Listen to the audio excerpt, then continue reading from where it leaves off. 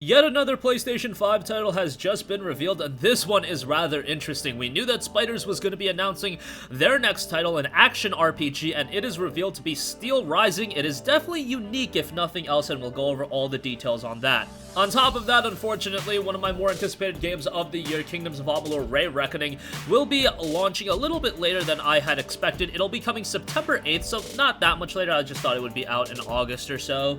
Still, September is recent enough, or soon enough, that I'm very much excited for the game, even though it's very crowded in September with a bunch of other heavy hitters. But also, Earth Defense Force World Brothers will be coming west in early 2021. We'll talk that at the end of this video. So here we have it. Publisher Nacon and developer Spider Studios have announced Steelrising for PS5, Xbox Series X, and PC. A release date for the game was not announced, however, considering Greedfall just came out back in September of last year, I would imagine at earliest it'll be a late 2021 title, and here is an overview of the game from Spider Studio CEO Gian Russo. For our latest game, Steelrising, we created a new and original universe especially for the game, and much more action-focused approach than the gameplay found in our previous titles.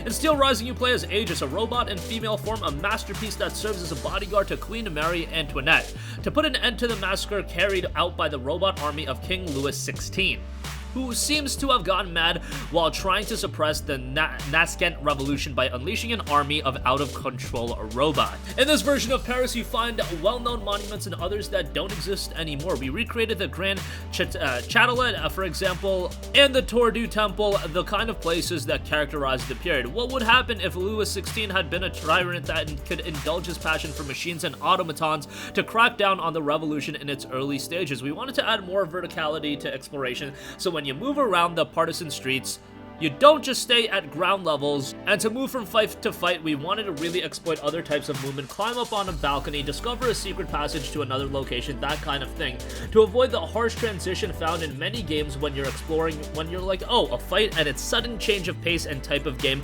We wanted everything to be tied together more fluidly. Aegis has weapons integrated into her body because she's a robot, so it's pretty handy. With each time you find while exploring, you can choose to mark her more powerful, more mobile, and more durable. We have created more than 7 weapons, which are actually families of weapons because you can find many more as you progress through the game, and each one has its own unique characteristics. The weapons range from ones on your arms for very light combat to alchemic rifles for long-range attacks, and much heavier weapons when you can use to flatten your enemies with maximum force. I think many players will start off thinking, okay, I'll fight, take on these monsters, and find the best strategy, and what I hope, if I've done my job properly, is that they'll end up getting immersed in this world. We put a lot of effort into creating lots of side quests that enhance the world, so you can always find unique gear and items that tie into those quests. It's a world we've tried to make as deep and varied as possible.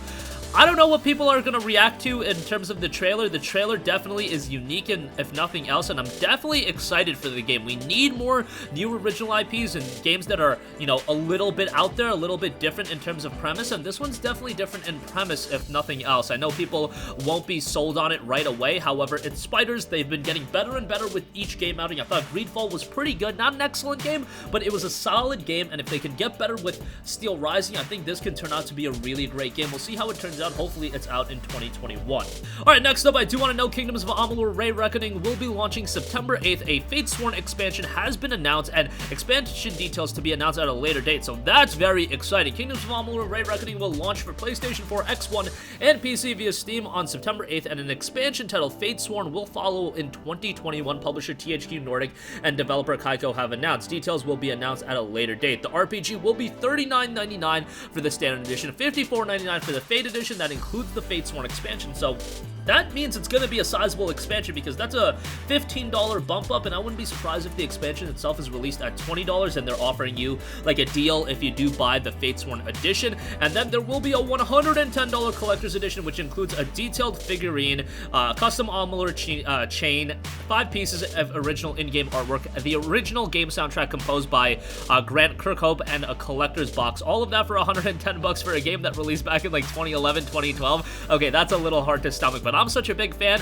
Probably won't be picking up the, you know, the collector's edition, but definitely the Fate edition will be right up my alley. So that's coming September 8th, and hey, it's not Kingdoms of Amalur 2, but the fact that Kingdoms of Amalur is going to be extended, that's super exciting to me, and they do see value in this IP going forward, not just in terms of a remaster, but they're actually doing new content, which is awesome.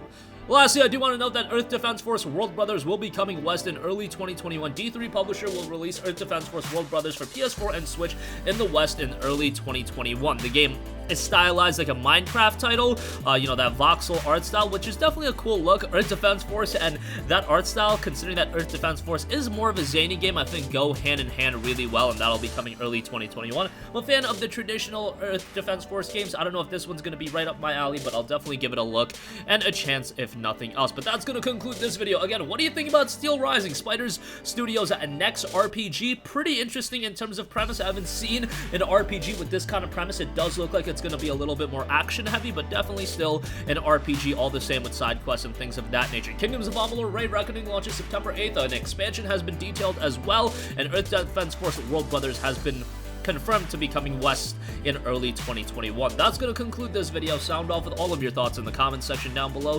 Thank you for watching, and goodbye.